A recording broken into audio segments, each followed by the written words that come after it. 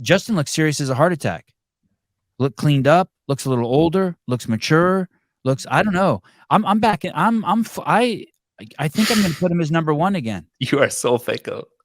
I'm putting him up as number 1 again. I'm telling you, just from watching this one video, I'm him and Travis Mayer, both Travis Mayer top 5 and Justin Medeiros top 1. Game changer. Yeah, he's going to win. Dude. So what does it for you? The hair? His hair looks everything. He's on it. His hair looks good. Did you guys watch the video? He's calmer. He looks good. His face looks more mature. His hair looked better. His movements look good. Ellie looked calm. Ellie's like a real adult when she talks. As opposed to they're not just two. I want to be like, hey, it's two goofball kids who work really hard, but they shouldn't have got together. That's kind of the camp I started in. Like, what are they doing? They're going to be a distraction for each other. And then after seeing this video, I recalibrated. I'm like, wait a minute.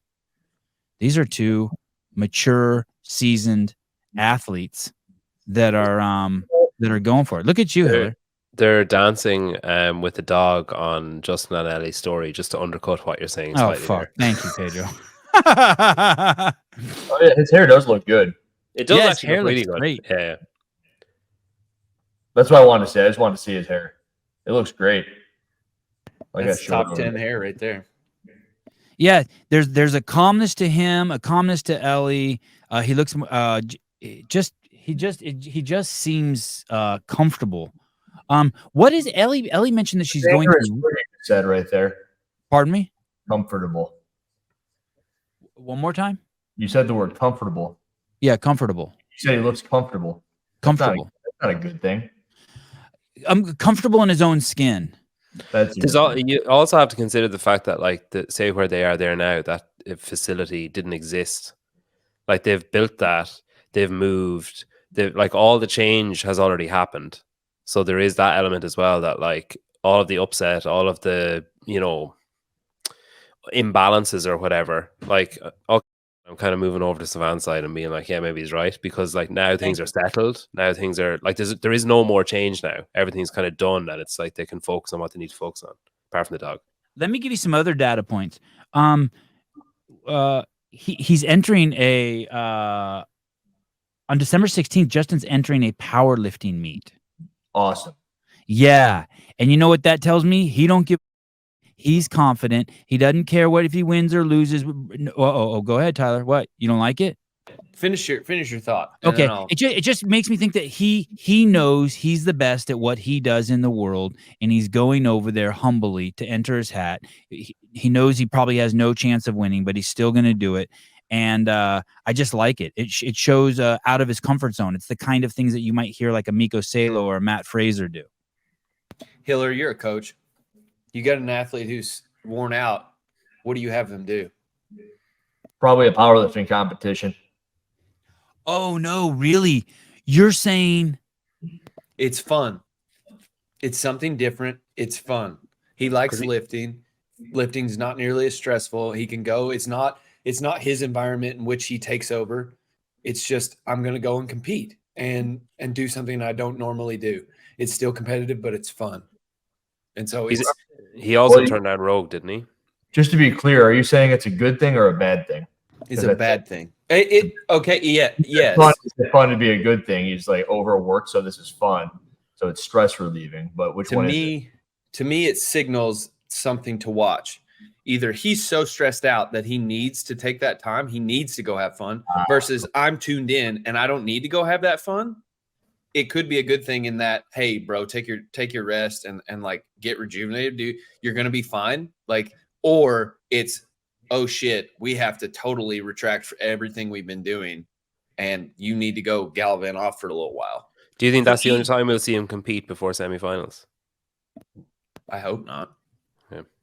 So either way, you're saying it's probably a good thing, but I'm saying that it shows a lot of confidence and that he's ready to put it on the line. And you're saying, no, it might be that he's doing something that's a little easy, and that's why Hiller threw in, well, he's not doing Rogue. Yeah, and which kind of fits with your narrative. But either way, you're saying it's probably a good thing to mitigate something, but we're saying it's for different reasons. I think it's something to watch. Okay. I don't think it's good or bad. It's just after you'll be able to tell. I think his next competition you'll know. Chris Giles, he's taking the pressure off and getting his hunger back. Yeah. Okay. Go ahead, Hiller. I like the idea of seeing what his lifts are going to be in a powerlifting. Squat, bench, deadlift, or what's the order of that? Bench, squat, deadlift, bench, squat. It's all those. I don't know which one's last and first, but it's going to be cool. And I always thought that these events would be great to have in the CrossFit Games system, somewhere like a semifinal, the quarterfinals. I mean, they have the other total, but a powerlifting total would be cool, very cool. It's like 5 minutes to do each lift or something like that.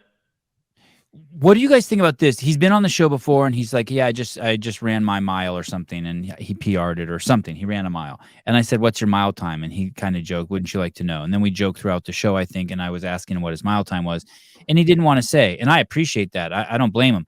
What do you guys think? Yeah, tell me what. So now he's gonna do this bench, squat, and deadlift, or whatever those 3 movements are, and every fucking Tom, Dick, and Harry in the world is gonna do it right after he does it. To be like, okay, I can beat him. Right? I like that about him. I think he had to change something. So I think that's you like that about Justin, that he's like, I don't care. You can beat my numbers. I'll still beat you. It doesn't freak me out. Correct. Yeah. I mean, everyone kind of really knows what everyone's capable of. I mean, Brian has almost made a living off of just like sitting there knowing what every athlete can do. So you'd imagine that the athletes have those people as well, especially when it comes to the lifts. If you have to do a lift here at the CrossFit Games and you're vying for a top 10 spot, you kind of know what you have to do based upon the history of the sport. Everyone's got their numbers everywhere. Wad Zombie says, "What's Wad Zombie?" I think it's cool. In the same way that like Fraser reached out for powerlifting help at one point in his career because his deadlift sucked and still does. Thomas Stroud, he got last in the total in 2020. He's going to get buried. Another loss in competition isn't good for his mental health. Oh. Hey, Thomas calling it how he sees it. Wow. Well, 2020, there's only 5 dudes there. And it also wasn't a bench press. It was a strict press. I know it was 4 years ago or 3 years ago. I don't know. Yes. Hey, I think if he beats one person there, it's a win, to be honest with you. He's going to a specialist field. He totals over 1,500? 1,500 is like the bare minimum mark for a good power lifter, I feel like. Dude, there's no way he No does way. 6'5", he can't deadlift 6, he can't back squat 5, he can't bench 4. So He'll hit like a mid 5s deadlift, like 550. I'd be shocked if he could bench over 335. And then his best squat will be 465, 475.